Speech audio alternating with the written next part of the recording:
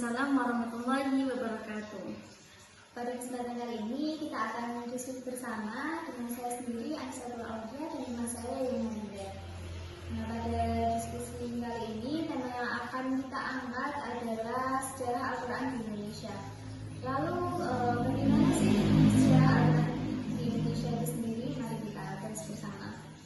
Baik, langsung saja ya, bahwasanya Al-Quran itu dicetak pertama kali di Indonesia pada tanggal 20 Agustus 1848 oleh Haji Muhammad Azhari, tepatnya di Kampung 3 Ulu, Palembang. Azhari ini menggunakan teknik litografi, yakni cetak batu paris litografi dari Singapura. Dengan teknik litografi ini, Azhari ini mampu mencetak Al-Quran sebanyak 105 Al-Quran dalam 50 hari. Dan tidak ketinggalan pula bahwasanya Al-Quran dalam bentuk tafsir sudah ada sejak pada abad ke-17 Masehi. Pada periode ini tafsir itu lebih berkembang dan dipertanggungjawabkan secara ilmiahnya.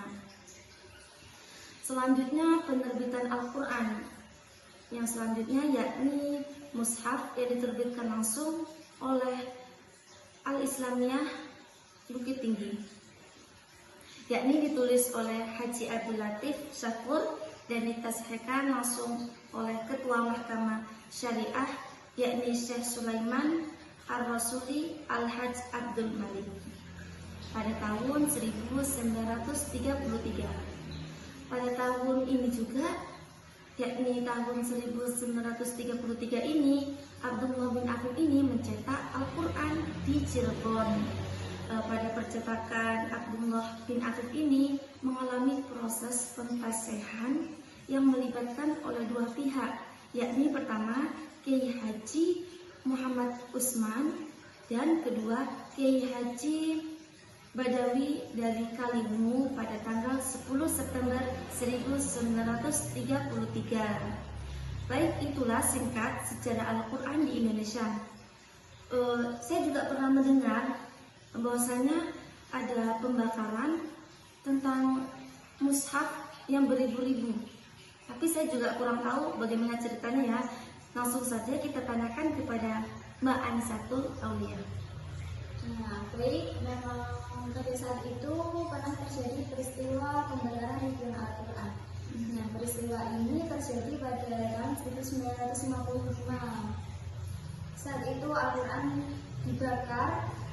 Al-Quran yang dibakar itu adalah ribuan Al-Quran cetakan Bombay. Nah, dibakar di lapangan Banteng. Pada saat itu bertepatan dengan Raya Idul Fitri. Nah, kenapa kok Al-Quran ini dibakar? Karena terdapat beberapa kesalahan. Nah, kesalahan ini diakibatkan Al-Quran tersebut tidak melalui proses pembasihan. Lalu peristiwa pembakaran Al-Quran ini menjadi salah satu latar belakang diadakannya Dewan Pengasih di Indonesia. Selain cetakan Bombay itu sendiri, ada beberapa cetakan lainnya di Al-Quran ini, yaitu seperti cetakan Bahriah dan cetakan Al-Quran Pojok dari Kudus yang diterbitkan oleh penerbit Menara Kudus. Lalu penerbit tersebut mendapat teks naskah Al-Quran asli langsung dari Kiai Haji Muhammad Arwani Amin. Nah, Kiai Haji Muhammad Arwani Amin ini beliau adalah pengasuh serta pendiri Pondok Tahfidz yang di Al-Quran Kudus. Lalu seiring berjalannya waktu, Al-Quran cetakan Bombay itu semakin hilang dan digantikan oleh cetakan Pojok ini. Lalu cetakan tafsir berkembang pesat pada abad ke-20.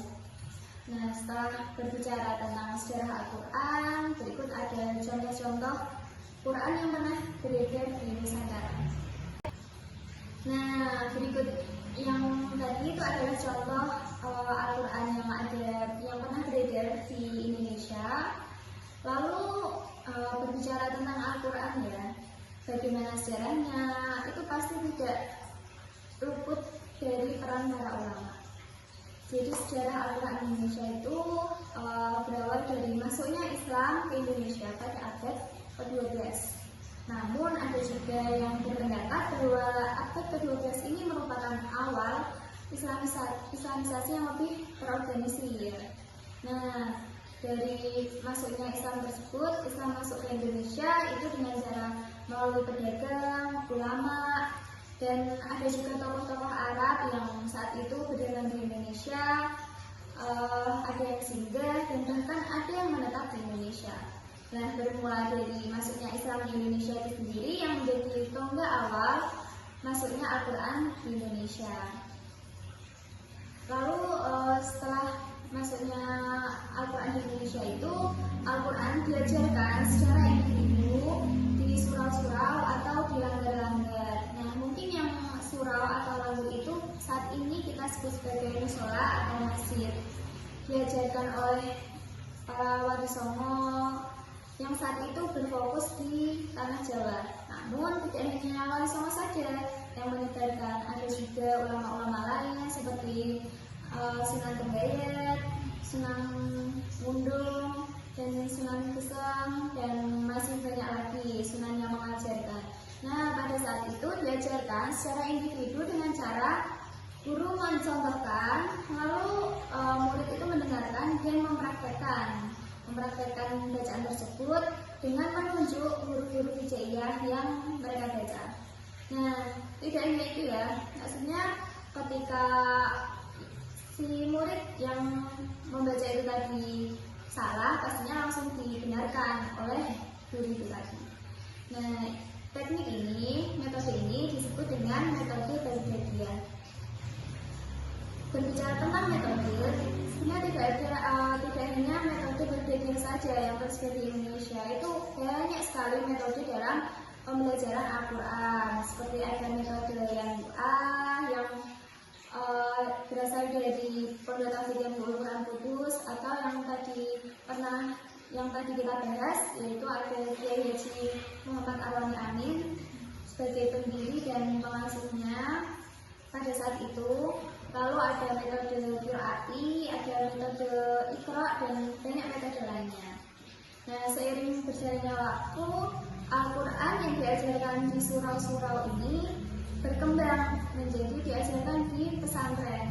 Nah, dalam dunia pesantren ini, pembelajaran Al-Quran dilakukan lebih luas lagi, yaitu tidak hanya bacaannya saja, namun kita juga mendalami maknanya, mendalami asbabun nuzulnya, dan ilmu-ilmu lain yang ada di dalam Al-Quran.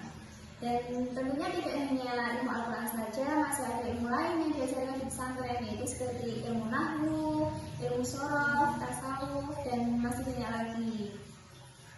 Nah, setelah itu pembelajaran Al-Quran, pembelajaran di pesantren yang terdapat ilmu-ilmu lainnya itu, tentu ilmu Al-Quran itu tetap menjadi ilmu pokok di dalam dunia pesantren.